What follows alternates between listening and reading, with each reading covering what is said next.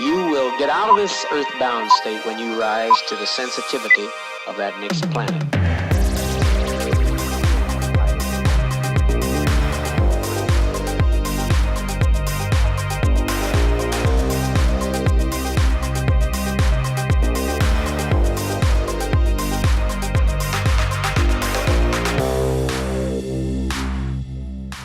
JR scared alive.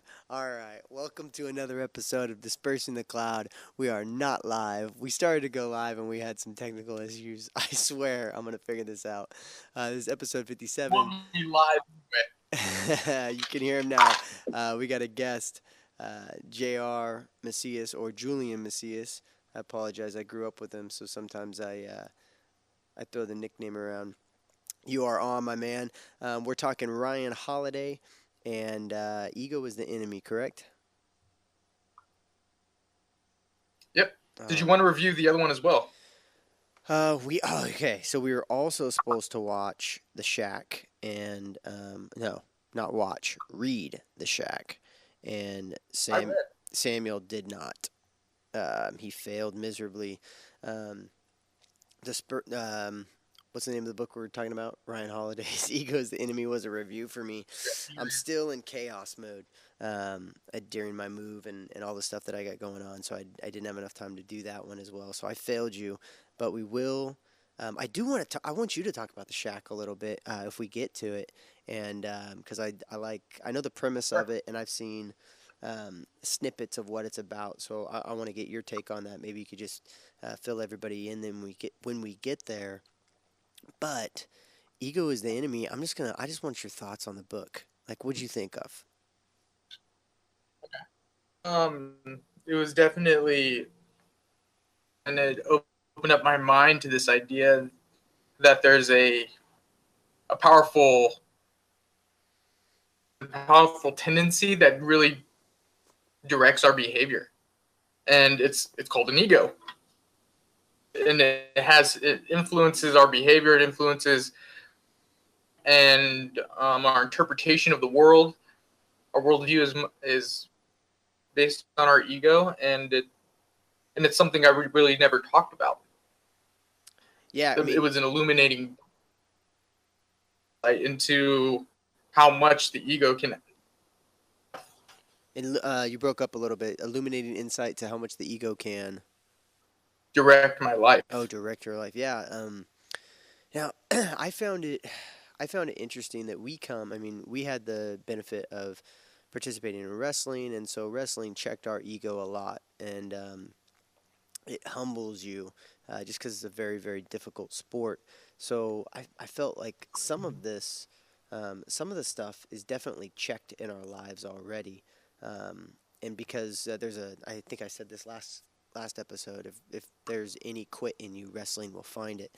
So in that sense, I think that we have a little bit of checks and balances in mine and yours personal lives, but I definitely saw some like a lot of this, like you're looking at it, you're like, man, some of this is like totally me. Yeah, I got a little bit of an ego. Yeah. Oh, for sure, man. And I think I would agree with you that wrestling did deliver a lot of debilitating blows to whatever ego I had acquired when I was in high school. Mm-hmm. Although he talks about in the book how ego is something of a practice, just like sharpening a saw or whatever. Mm-hmm. It's something that you constantly have to keep reviewing because it can sneak into your life in very. Say that one more time. You cut out the very. It can sneak into your life in very subtle ways. What are some of the ways? Like, was there anything that like really stuck out at you as, man? Absolutely. I'm guilty of this. Like, if not to reveal too much about your life, because some of these books are really revealing. Like, they make you look in the mirror and they're like, dude, so I got to change some of the stuff that I do. Was there anything that really stuck out to you? Yeah, one of the things is really, I don't know, that really kind of hit me in the face was that of knowledge and what that does to my ego in particular. when I start to learn a bunch of stuff, there's a tendency for me to want to share, to Hence believe that I have it figured out, hence this show right here. Like, right? go figure. Like, who am I to be sitting here trying to like tell people about books and kid can't even freaking read? Yeah, right. And especially when you really understand it for yourself, like the way that I understand some of this stuff for myself, I feel qualified to be able to share, and I feel qualified to be able to tell people and evangelize it. One of the quotes in the book, you talked about, as your knowledge grows, so do the shores of ignorance. Oh, that's such a good And quote. so that dope. And so Yeah. the more you learn, that you really don't know anything. I feel like I know nothing. That's one of the things that I got that from this book too, because it's a weird contrast. Like, over the last year, just intaking a gross amount of books, right? And then going from not knowing what anybody's talking about, like, I swear to God, like, just, it felt like a cloud. That's why the name of the show is like Dispersing the Cloud, because it felt like you're just walking around, like, pretending to, like, participate in life. Like, there's people on TV talking about politics, and there's, um, people over here talking about economics, and there's people over here talking about business, and I'm like, I know nothing. And then going through like a ridiculous amount of books in a year, I'm like, dude, I feel like I know everything now. But at the same time, sorry, as I'm sniffing into this mic, at the same time, you're right. It's like the more I know, it kind of reveals how much. Um, I wouldn't say how much more is out there. I would say how much more depth is out there to the substance that is out there. If that makes any sense. Like, I don't know if you've experienced this in your reading. I feel like everyone's saying the same thing. Is that just me? Like, I mean, we're all talking about the same stuff. When I hit like 40 books, every book I read was quoting another book that I read, and it's not like I'm reading a lot of books when you put it up against like all the books that are out there in the universe, right? We're talking about millions and millions of books, and like, all right, cool, I read 60 of them. Like, then that's it, because I mean, I wasn't an avid reader till last year. Um, so I think the information gets more in depth, but I feel like the base level information is the same. Do you feel the same thing? Like, I have a general knowledge about everything, but an expertise in nothing. Yeah. Oh, I've definitely felt like that. Master of none, for sure. And I think as we're talking about this, read a book on, it's going to teach you some stuff about that topic.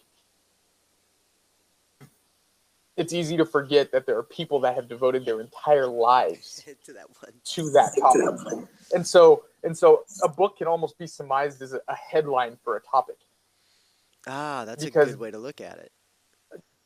to dive in even further, and most of us don't have the time to be masters of every single topic.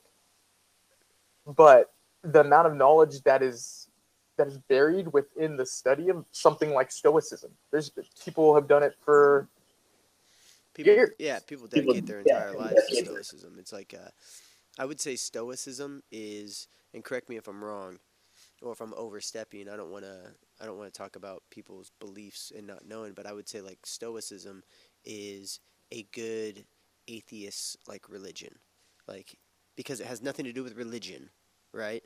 And it has everything to do with just, Mhm. oh, I can't control what's going on around me. I'm going to approach it from a stoic position. Um, they're good values and attributes Mhm. that aren't connected to any deity. Again, I got a couple friends who are Mhm. atheists, and I can. I, I kind of get that feel from it of it would be, I can see them applying it and not having an Mhm. issue with applying stoicism, because it's not really. I mean, there's aspects of stoicism that are in religion, like you said. He quotes the Bible a lot of different times in this book, but it's not necessarily quoting the Bible to say the Bible is the end all. It's just looking at the Bible as good it's pulling from the Bible some of the good practices that seem to work themselves out in life. Hmm. Yeah, that's definitely So he that's how he I does took pull it. out good principles from the Bible that are sort of universal, and you Yeah. see those principles taught by pretty much on every continent. You'll see some of these similarities, and you go back to talking about atheism and it being a good complement to Stoicism. I agree, and I agree because atheists doesn't because they don't have this overarching religious where they believe people should act and be a certain way. Hmm. Occasions, it's easier for them to release the behaviors of other people as being something just for them, and that they can be independent of that. Yeah. That's religious is like I have a higher standard and expectation for the way that you should behave, act, and feel, Yeah. And, and I and and I religion is much like that. because it frames it. Religion will frame that for people. Yeah. Is Man, I've been is watching the some. ability to Say that one more time because I think I was talking over you. that's what stoicism is, in my understanding, is your ability to step away from having expectations of other people. Hmm. Yeah, that's a really good way of putting it. I've been listening to a lot of interesting conversations on religion. I just watched. It wasn't a debate. It was a discussion with Jordan Peterson, Ben Shapiro, and the narrator was the other dude. Oh God. Um, he's the guy. He's a good-looking dude. He's got like brown hair, a little bit like a scruffy beard, like I have right now, or maybe even as scruffy as your beard. And he's always in like this. The room is like got two couches or two really nice like sofa seats, and they're facing each other. Um, he's a liberal guy, um, and man, it was just a really interesting conversation on religion and the frameworks of it, and it was because I mean obviously like if you know anything about like Ben Shapiro, he's Jewish, so he's not Christian, and Jordan Peterson claims to be Christian, and this other guy, God, I cannot remember his name right now.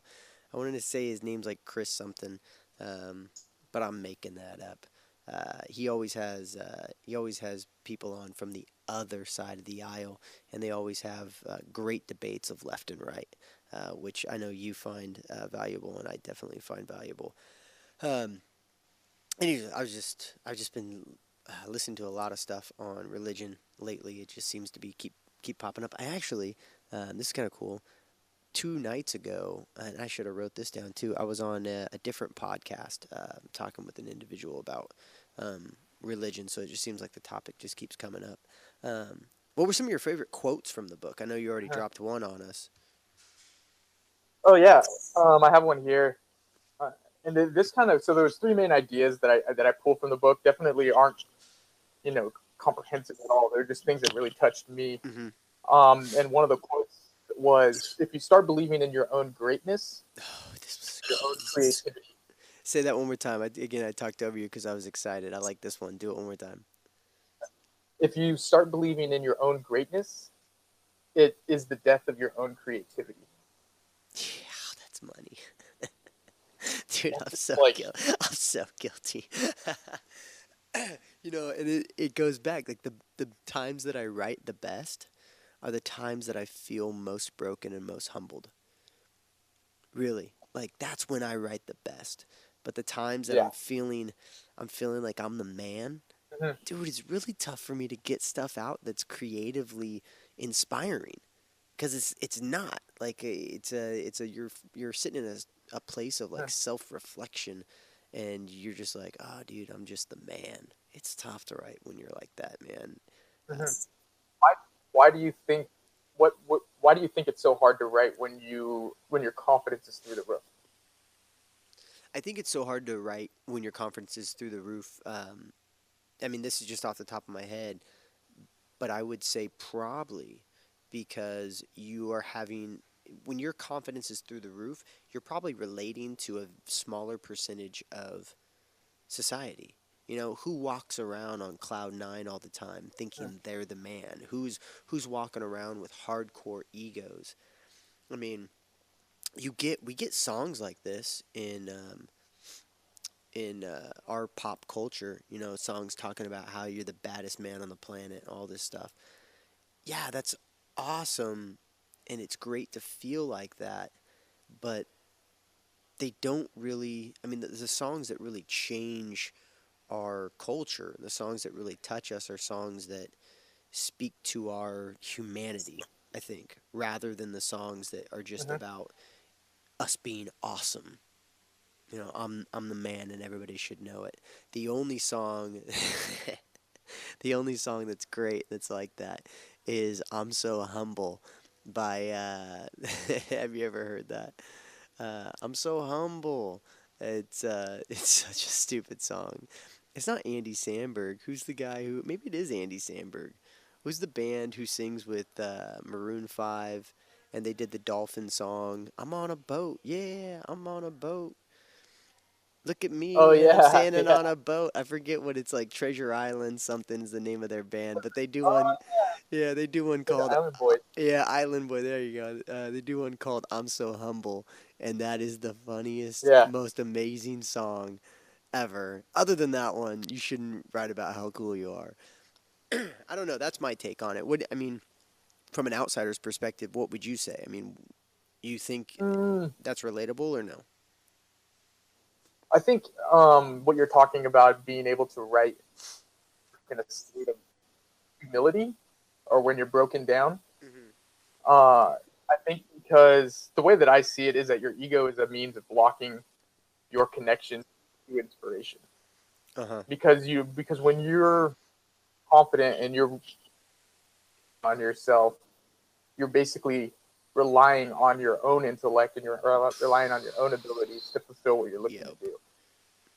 Where I believe that we can be inspired towards something better if we only let our ego push to the side. Yeah, did I tell you? Have you heard the story of me talking about Big Magic? Have you heard that before? Yeah, yeah, Yeah, yeah, yeah. yeah, So, yeah. Big Magic, yeah. The idea that ideas or songs or stories are floating around. You know, they're floating around the ether, the space, and when we take the time to listen, then they will find us, right? Um, and I think that speaks to when you're relying on yourself to write a great song, it's very, very difficult. But when you're relying on just your environment and the ether to write a great song, it writes it for you. Mm-hmm. No, yeah, and I think that that ether, like you said, uh, it comes with a little bit of personal sacrifice because you have to be in a state where you're willing to learn, where you're willing to be taught. Yeah, definitely, man.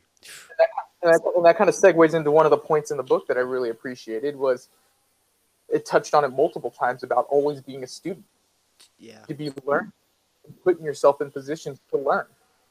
Because if you're only in a situation where you're the big fish in a little pond, you're always going to feel like you know everything. But once you put yourself in an uncomfortable situation, or you meet a teacher and you become a student to them, whether it's learning a musical instrument or a process or whatever, so learning helps keep your ego in check so that you can be clear.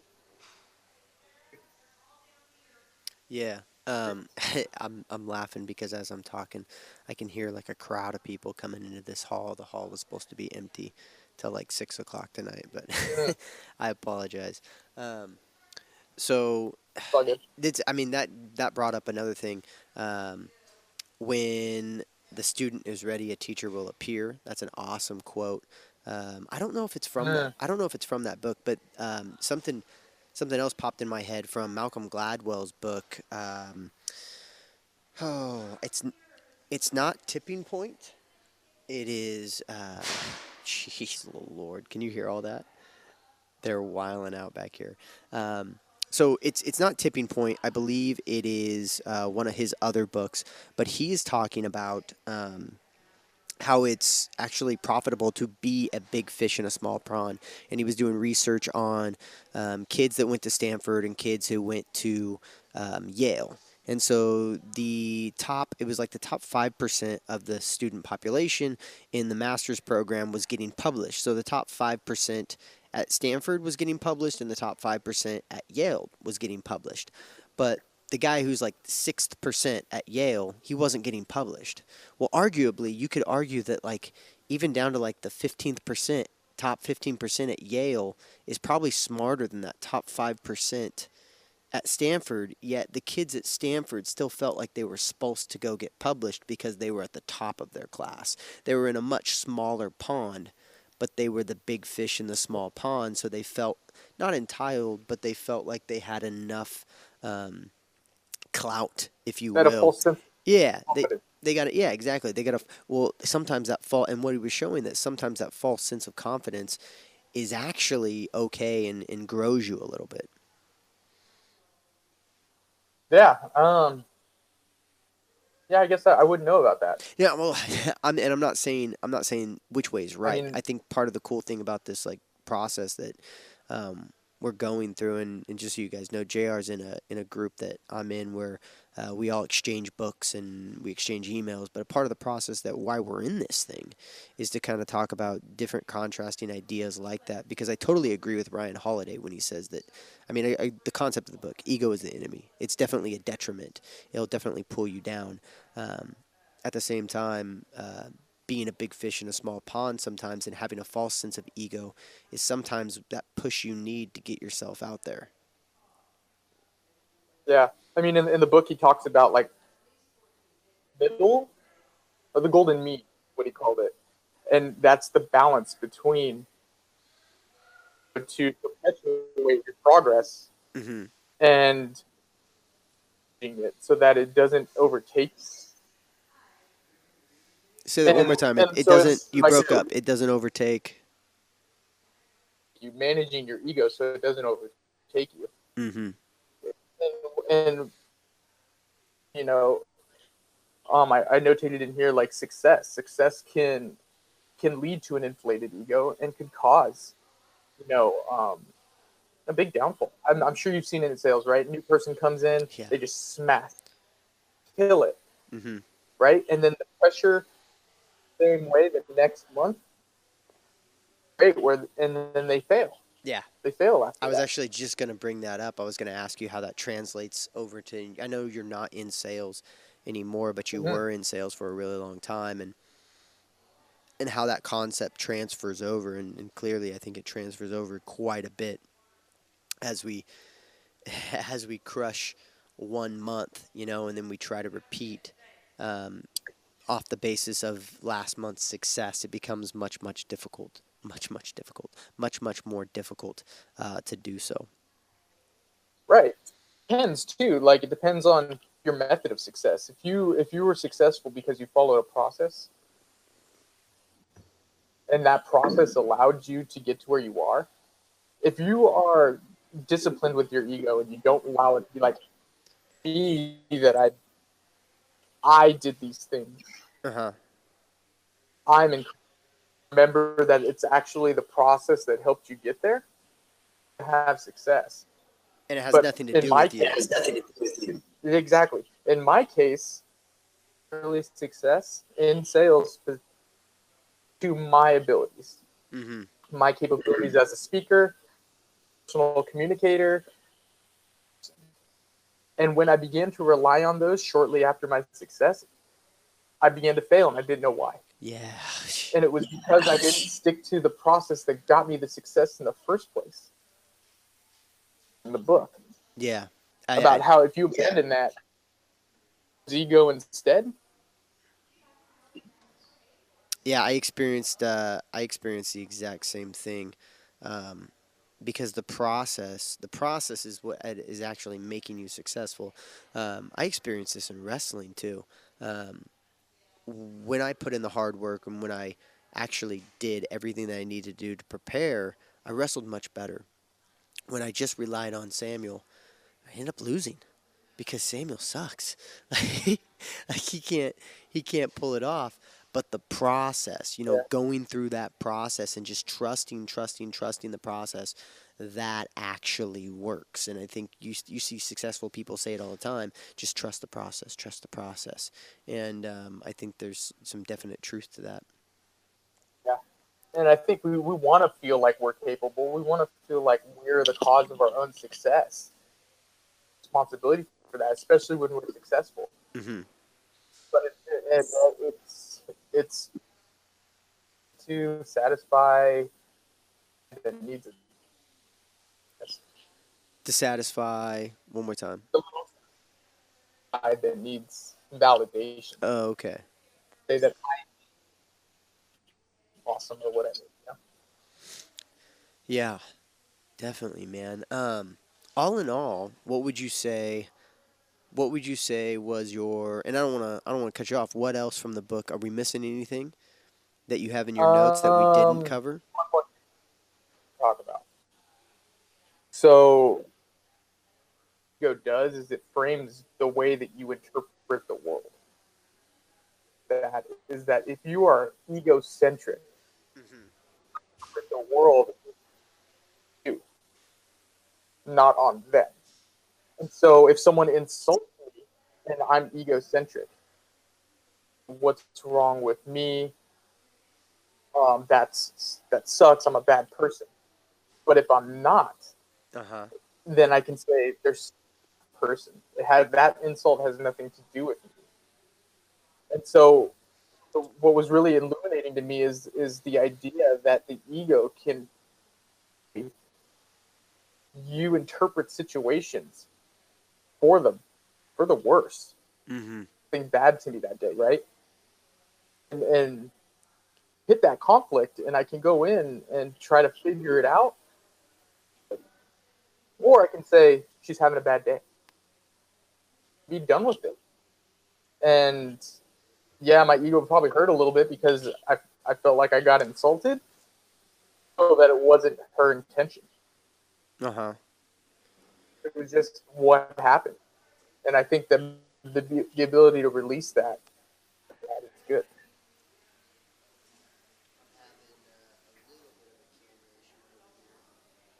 I'm not sure what exactly is going on, but that's pretty. I mean, that's fairly insightful.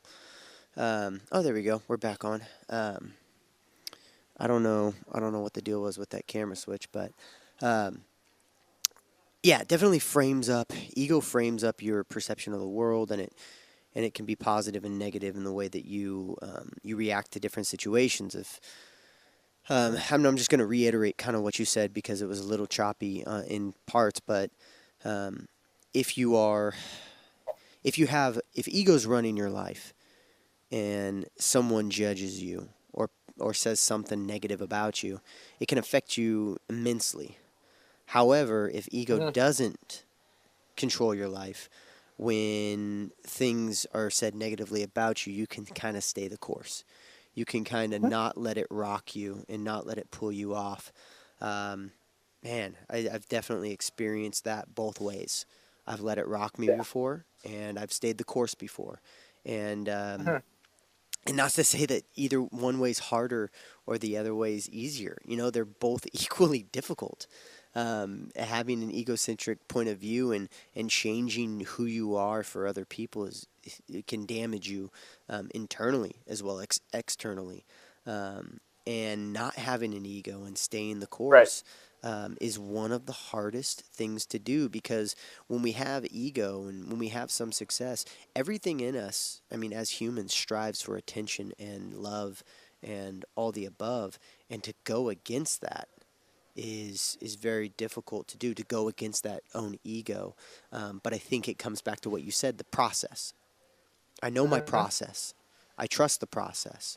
And as difficult as it is, and I'm staring myself in the mirror knowing that this is a hard thing that I'm doing right now, I just trust the process. Regardless of what everything in me says to do, just trust the process. Like, that's your only option at this point.